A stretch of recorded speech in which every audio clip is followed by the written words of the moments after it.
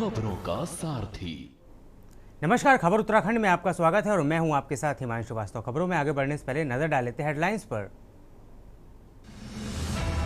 CM Dhami ने देहरादून में किया औचक निरीक्षण, घटनास्थल का जायजा लेकर अधिकारियों को लगाई फटकार।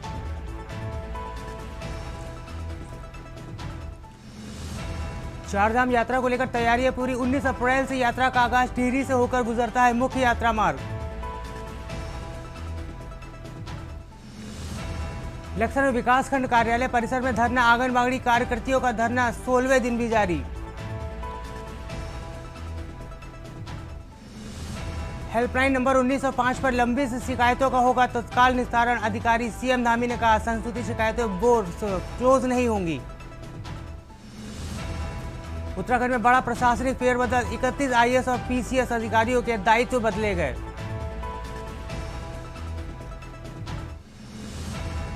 चारधाम यात्रा के लिए पहले दिन हुए 2713 ऑफलाइन पंजीकरण, आज बसों को सीएम पुष्कर सिंह धामी दिखाएंगे हरी झंडी। आप देख रहे हैं के न्यूज, खबरों का सारथी। देश में परिसीमन विधेयक 2026 और महिला आरक्षण को लेकर राजनीति का माहौल गर्मा गया है। लोकसभा में विधेयक पारित न होने के बाद भारतीय जनता पार्टी और उसके सहयोगी दलों ने विपक्ष के खिलाफ देशव्यापी विरोध अभियान शुरू करने की घोषणा कर दी है। पार्टी ने अपनी राज्य इकाई को सभी जिला मुख्यालयों पर समन्वय प्रदर्शन आयोजित करने के निर्देश दिए हैं। सत्ता पक्ष का आरोप है कि विपक्ष की भूमिका कारण नारी सशक्तिकरण से जुड़े इस महत्वपूर्ण विधेयक को बड़ा झटका लगा है। वही बीजेपी इस अभियान के जरिए जनमत तैयार कर महिलाओं की राजनीति में भागीदारी बढ़ाने के प्रति अपनी प्रतिबद्धता को सामने लाने की बात कर रही है।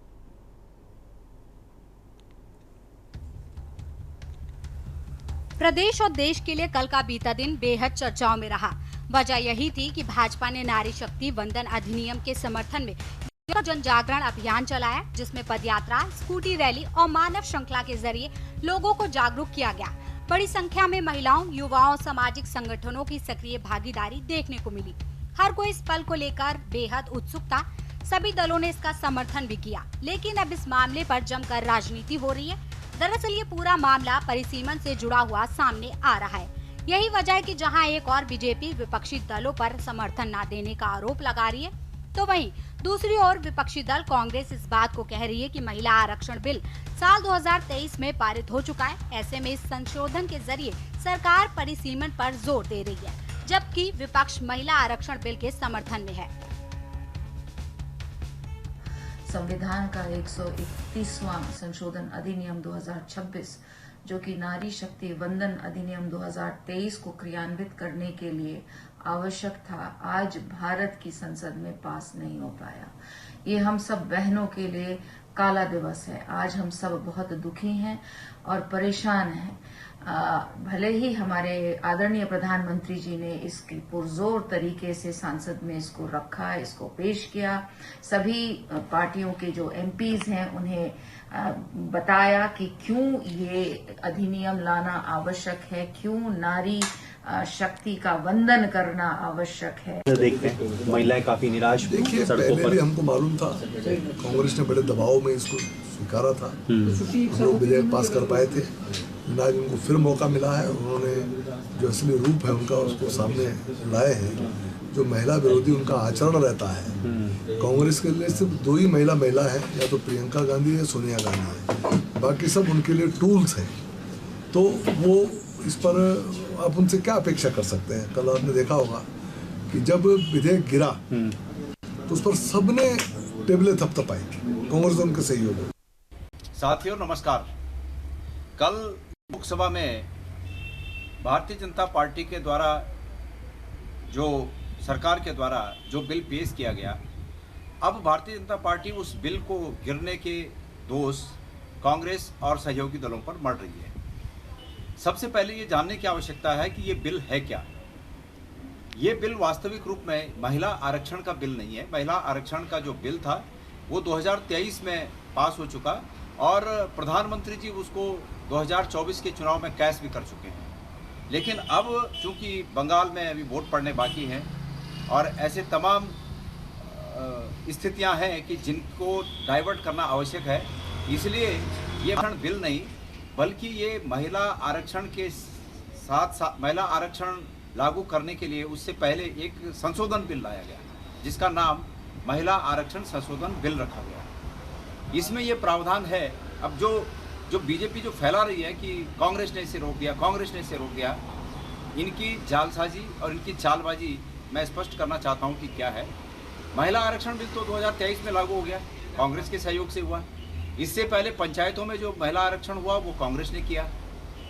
लेकिन सवाल ये है कि महिला आरक्षण का जो वर्तमान महिला आरक्षण संशोधन बिल है, इसके प्रावधान क्या है, पहले ये जानने की जरूरत है।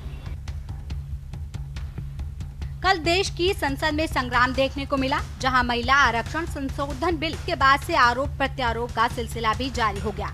सत्ता पक्ष विपक्षी दलों पर आरोप लगाता नजर आ रहा है, तो वहीं कांग्रेस का मानना है कि भाजपा महिलाओं को बेवकूफ ना समझे।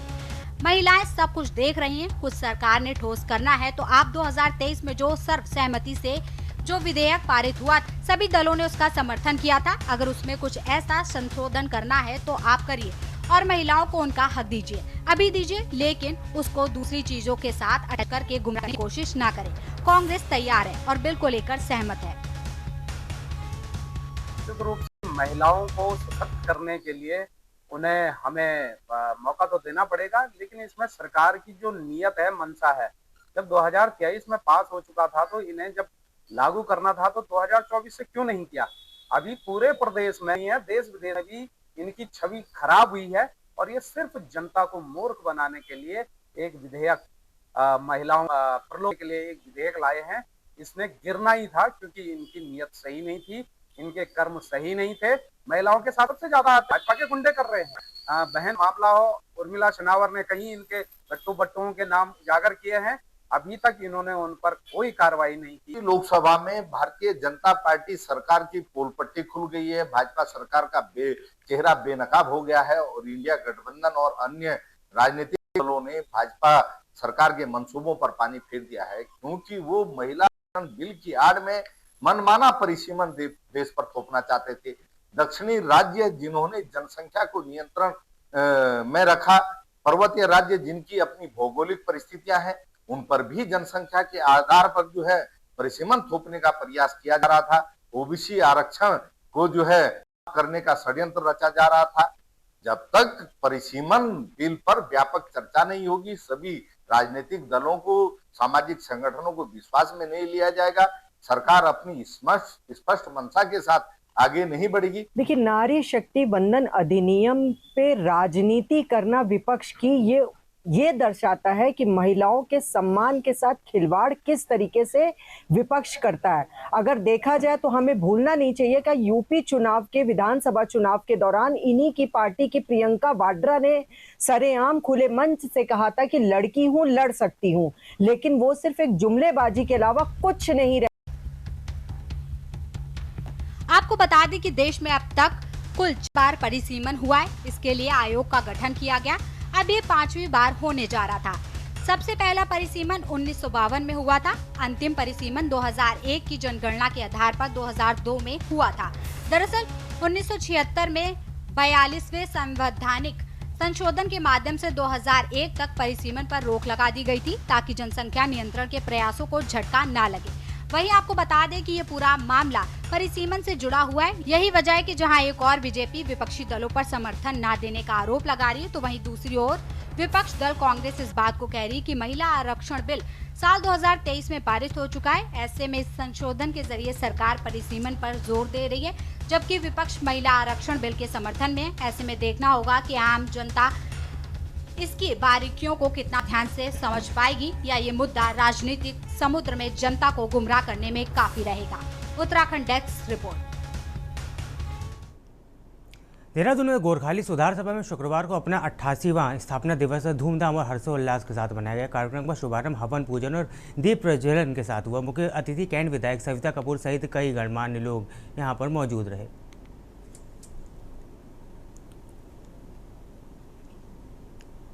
बधाई देना चाहता हूं कि हमारे मीडिया बंधु आए इस कवरेज को लेने के लिए। आज गोरखाली सुधार सभा जो है वो अपना 88वां स्थापना दिवस मनाया जा रहा है। यह कार्यक्रम वैसे तो बहुत बड़े रूप में होना था, इसलिए ब्रिगेडियर पीएस गुरुंग जो मेरे से पहले पूर्व अध्यक्ष थे, उनका स्वर्गवास होने की वजह से इसको बहुत सूक्ष्म रूप से मनाया जा रहा है। अब आपको जो खंडवा का मेन उद्देश्य है कि हम लोग जो निम्न आर्थिक स्थिति से कम जो लोग हैं, पीढ़ियां हैं, उनकी जो है हम जितना हो सकता है वो शिक्षा के क्षेत्र में, खेल के क्षेत्र में जो भी बच्चे अच्छे निकलते हैं उनको हम स्कॉलरशिप प्रदान करते हैं। प्रभाषा मीडिया प्रभारी गोरखाली सुधा सभा, सबसे पहले आप सभी इलेक्ट्रॉनिक मीडिया बंधु और प्रिंट मीडिया बंधु का स्वागत, अभिनंदन, वंदन करना चाहूंगी और आभारी हूँ कि आपने हमारी इस कार्यक्रम को इतनी तहजीब दी। हम लोग आज आप लोगों के माध्यम से अपना संदेश पूरे उत्तराखंड में देने के लिए जा रहे हैं, जो कि हमारे लिए बहुत गौरव की बात है। आज हमारा 88वां स्थापना दिवस समारोह, ये संस्था भारतवर्ष में सबसे पुरानी संस्था है। देहरादून में पर्यटन मंत्री सत्यपाल महाराज ने चारधाम व्यवस्थाओं की समीक्षा करते हुए अधिकारियों को यात्रा मार्ग की सभी सड़कों का आकलन करने और 13 वैकल्पिक मार्ग तैयार करने के निर्देश दिए। उन्होंने कहा है कि यात्रा के दौरान किसी भी प्रकार की लापरवाही बर्दाश्त नहीं की जाएगी। महाराज ने शौचालयों की साफ सफाई, पेट्रोल पंपों व होटलों में निःशुल्क पानी और शौचालय सुविधा सुनिश्चित करने और ब्लैक स्पॉट की पहचान, संवेदनशील क्षेत्रों की मैपिंग, रोड साइन रिफ्लेक्टर और कैश बैरियर दुरुस्त रखने के भी निर्देश दिए।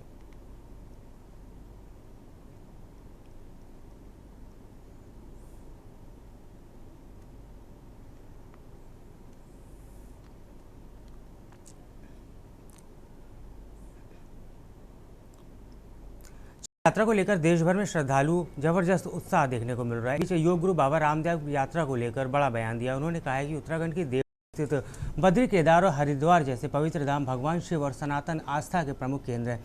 आचार्य रामदेव बाबा ने बद्री, केदार और हरिद्वार से सब भगवान शिव के पवित्र स्थान है। चारधाम यात्रा को लेकर पूरे देश में बहुत उत्साह का माहौल है। इस बार श्रद्धालुओं की भारी भीड़ आने वाली है। करोड़ों लोग यात्रा में शामिल होना चाहते हैं। अगले साल महाकुंभ भी है और एक बड़ा आध्यात्मिक आयोजन भी होगा।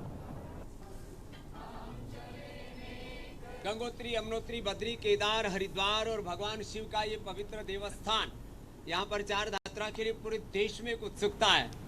तो इस बार तो मुझे लगता है और इतना ज़्यादा इंतजाम करना पड़ेगा। लाखों नहीं करोड़ों लोग लाइन लगा करके आना चाह रहे हैं और अगले महाकुंभ है तो बहुत बड़ा ये उत्सव है। तो देवभूमि पर आकर के लोगों के जीवन में देवत्व की तो प्रतिष्ठा होगी। देहरादून में ज्वेलरी सेक्टर में एक बड़ा नाम जुड़ गया है। Krishna diamond and gold jeweller में उत्तराखंड में अपने चौक एक्सक्लूसिव शोरूम का भव्य उद्घाटन किया। राजपुर रोड स्थित शोरूम का शुभारंभ योग गुरु स्वामी रामदेव हरि कृष्ण ग्रुप के संस्थापक घनश्याम ढोलकिया की मौजूदगी में हुआ। देहरादून के राजपुर स्थित किशनपुर में खुले इस नए शोरूम के साथ कृष्णा ने राज्य में अपनी मौजूदगी को और मजबूत किया है। आपको बताते हैं, भव्य उद्घाटन के मौके पर कंपनी ने अपने ग्राहकों के लिए खास ऑफर्स की घोषणा की है। डायमंड ज्वेलरी की मेकिंग पर चार्ज पर 40% की छूट दी जाएगी। गोल्ड ज्वेलरी पर 30% की छूट दी जाएगी। लॉन्च डे पर अतिरिक्त 5% की छूट दी जाएगी। इसके साथ अतिरिक्त डिस्काउंट ICICI की तरफ से दिया जाएगा। इसके साथ ही बैंक कार्ड पर 5% के इंस्टेंट डिस्काउंट दिए जाएंगे। मैं धन्यवाद देता हूं पूरा भारतवासी को जो कृष्णा ब्रांड बनाया, हमारे सभी भारतवासी कंज्यूमर ने बनाया हुआ है। इंडिया का 44 शोरूम का इनोवेशन है, उत्तराखंड का ये 4th शोरूम है और देहरादून में ये 3rd शोरूम है। पूरे इंडिया में जो एक सिटी में सबसे ज़्यादा शोरूम हुए तो ये उसमें हमारे देहरादून आते हैं। बहुत कम सिटी है जहाँ पे कृष्णा का 3 शोरूम है। तो देहरादून वासी को कृष्णा की डिज़ाइन पसंद आ रही है, कृष्णा की पॉलिसी पसंद आ रही है। पूरे इंडिया में सेम पॉलिसी है। फिर देहरादून में खरीदे या दिल्ली में खरीदे या मुंबई में, इधर भी खरीदे उसको सेम प्राइस मिलता है, सेम ट्रीटमेंट मिलता है। हरे कृष्णा की यात्रा मैंने अपने आँखों से देखी है। मैं 33 वर्ष पहले सीधा हरिद्वार से सूरत गया था और वहीं से दुनिया की सूरत बदलने के लिए, भीतर के सौंदर्य के लिए हमने योग शुरू किया और बाहर के सौंदर्य के लिए हरे कृष्णा ने ये डायमंड का अनुष्ठान शुरू किया। और आज पूरे देश भर में 144 उसके शोरूम हो चुके हैं। माइनिंग, मैन्युफैक्चरिंग से लेकर के मार्केटिंग तक का एक ऐसा सात्विक ब्रांड जिसमें क्वालिटी का एश्योरेंस है।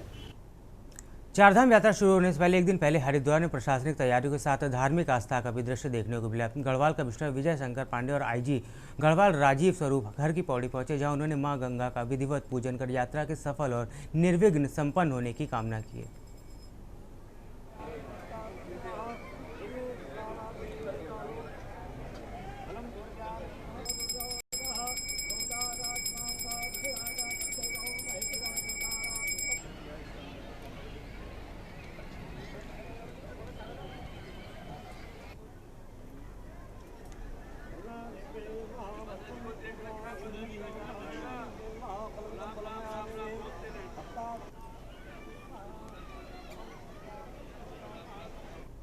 नैनीताल पुलिस का नशे के खिलाफ अभियान लगातार तेज हो रहा है। ऑपरेशन प्रहार के तहत पुलिस ने बड़ी कार्रवाई करते हुए करीब 16,44,000 रुपए कीमत की स्मैक के साथ एक तस्कर को गिरफ्तार किया। आपको बता दें, काठ गोदाम थाना ने चेकिंग के दौरान गौलापुर के पास संदिग्ध व्यक्ति को रोका। तलाशी लेने के बाद उसके पास 54.80 ग्राम अवैध स्मैक बरामद हुई। आरोपी की पहचान दिलशाद के रूप में हुई है।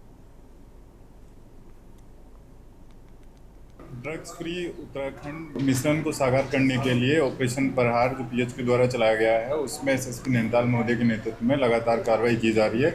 इसमें भी कल हमें एक अच्छी सफलता मिली है, जिसमें हमारी एसओजी की टीम और काठगोदाम थाना की टीम ने एक व्यक्ति के पास से ये 54.8 ग्राम अवैध स्मैक को बरामद किया है, जिसमें उसकी कल गिरफ्तारी कर ली गई थी और आज माननीय न्यायालय में प्रस्तुत किया जा रहा है उसको। और इसके द्वारा पूछताछ में बताया गया कि ये बरेली से इसमें वाला भी यहाँ बनबुलपुरा क्षेत्र का है। फिलहाल वक्त तो चला छोटे से ब्रेक का, जल्द लौटेंगे।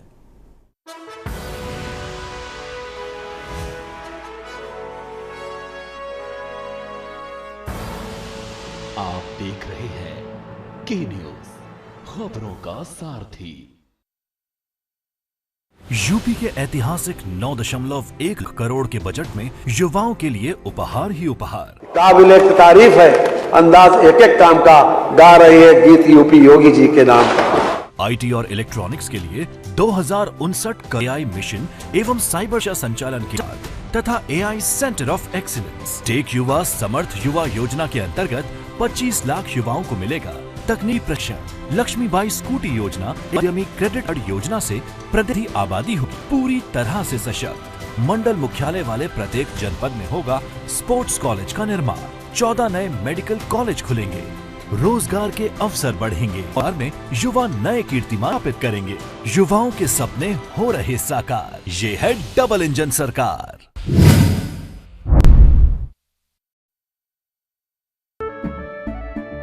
केसरिया से मन जोगी हुआ रे, दिल झूमे देखो पतवारा हुआ रे। केसरिया से मन जोगी हुआ। हर पल मनाओ केसरी त्योहार। विमल, बोलो जुबान केसरी। गोल्डी हिंग का तड़का लगे तो सभी दबा के खाते हैं। गोल्डी हिंग कण कण में जान।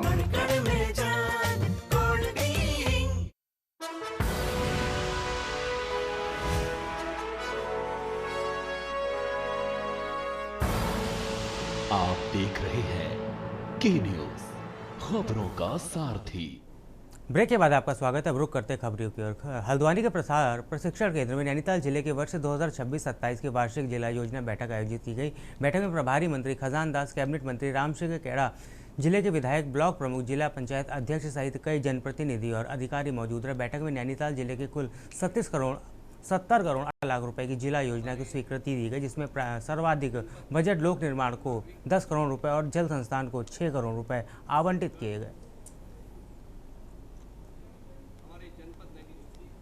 सबसे पहले तो मैं नैनीताल जिले को बहुत बहुत बधाई देना चाहूँगा कि पिछली जो जिला योजना थी, उन्होंने कोई भी इस तरह से जो है कहीं पे भी किसी भी विभाग ने उसको पीछे नहीं रखा, बकाया नहीं रखी और सबको पूरा किया, समय के अनुसार उसको पूरा किया। और आगे आज जो 70 करोड़ 18 लाख का जो बजट निर्धारित किया गया, उसका आज अनुमोदन हुआ है और मुझे लगता है कि जनप्रतिनिधियों को विश्वास में रखते हुए उनके प्रस्ताव को भी सम्मिलित किया जाएगा। देखिए, जो आज जिला योजना की बैठक में जो बजट यहाँ पर रखा गया, वो विभागवार उसका बंटवारा किया जाएगा माननीय प्रभारी मंत्री जी के माध्यम से। निश्चित रूप से इस बार माननीय मुख्यमंत्री जी के आशीर्वाद से हमारी सरकार के द्वारा जिला योजना का जो बजट है उसको बढ़ाया हुआ है। नैनीताल भाजपा महिला मोर्चा ने कांग्रेस द्वारा महिला आरक्षण के कथित रूप के विरोध को लेकर पंत पार्क में धरना प्रदर्शन किया और कांग्रेस का पुतला फूंका। प्रदर्शन के दौरान भाजपा महिला मोर्चा ने आरोप लगाया कि प्रधानमंत्री नरेंद्र मोदी द्वारा लगाए गए नारी शक्ति वंदन अधिनियम के माध्यम से महिलाओं को राजनीति में अधिक भागीदारी करने का प्रयास किया गया, जिसका विरोध कांग्रेस की मानसिकता को दर्शाता है। भाजपा महिला मोर्चा के अनुसार पहले सांसद और विधानसभाओं में महिलाओं की भागीदारी बेहद सीमित थी।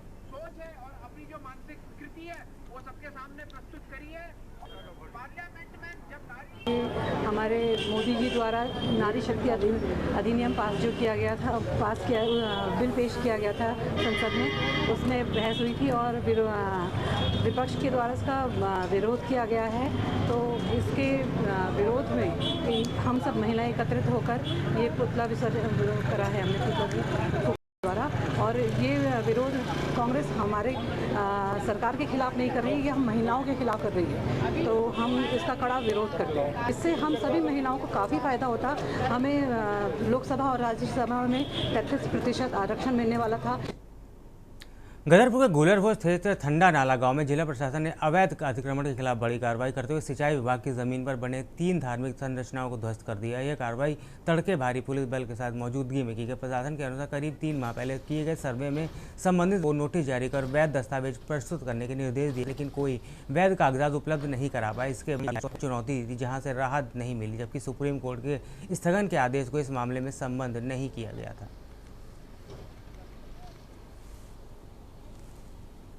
के अतिक्रमण से भी कुछ नहीं है, वो हमारी जमीन में तो बनाना रखा उन्होंने, उनका भी रहना चाहिए।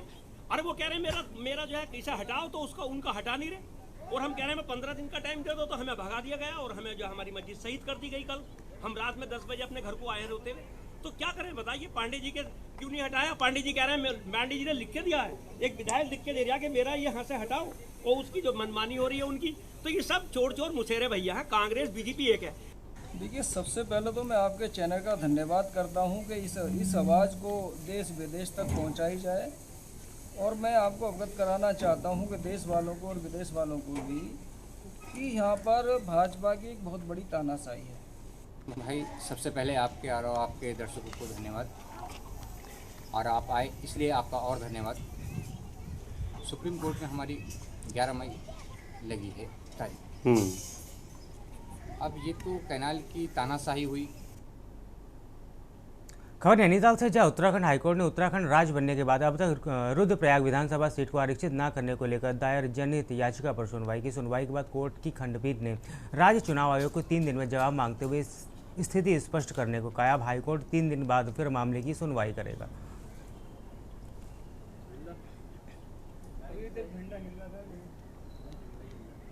मामला था मियांवाला क्षेत्र देहरादून का, जहां पे एक ज़मीन है जो कि ऑन रिकॉर्ड जलमग्न भूमि है, तालाब का एरिया है, लेकिन कुछ लोगों ने उस पर इंक्रोचमेंट कर रखा है। और यहाँ तक कि नगर निगम ने भी उसमें पार्क बनाया है और प्राइवेट इंडिविजुअल्स को फ़ायदा पहुँचाने के लिए।